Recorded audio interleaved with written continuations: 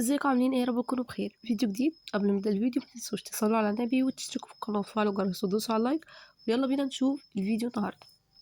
فيديو النهارده عن اضحيه العيد. عارفه ان الفيديو متاخر خالص عن ميعاده، بس على ما بدات ان انا اتحسن شويه، يعني زي ما انتم سامعين صوتي رايح خالص من يوم العيد.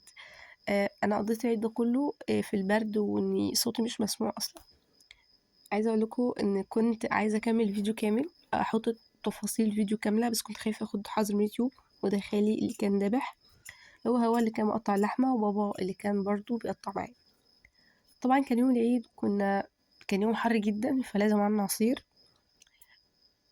اليوم ده كان يوم مرهق بشكل. انا عيد الاضحى بيكون ممل بالنسبه لي، لان الناس كلها بتشتغل في الاضحيه وكده، فما بيكونش عيد بالنسبه لي.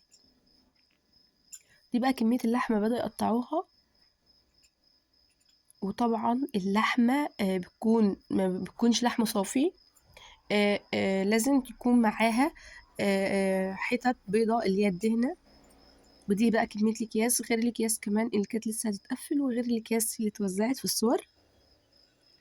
هحاول بقدر الإمكان إن أنا أنزل فيديوهات، أو أنزل فيديو أو سلسلة من الفيديوهات تكون مختلفة شوية في القناة، أو روتين القناة يتغير سيكا على قد ما أقدر إن أنا أنزل فيديوهات. بس مش في ميعاد معين، لأن أنا بجد الفترة ديت صعبة قوي. ادعولي.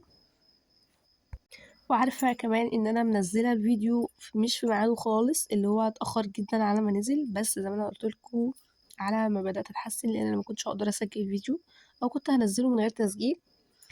بس ده اضحيه الفيديو، اضحيه العيد.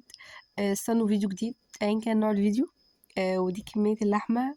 متنسوش بقى اللايك والشير والاشتراك في القناه وتفعلوا الجرس عشان يوصلوا كل فيديو اللي بنزلها جديد. متنسوش تعملوا لايك وتقولي رأيكم تحت في الكومنتات. ولو عايزين اي فيديو جديد قولولي، لان ده نوع من الاحباط ان انا ما بعرفش انزل فيديو لان مش لاقيه تفاعل في القناه.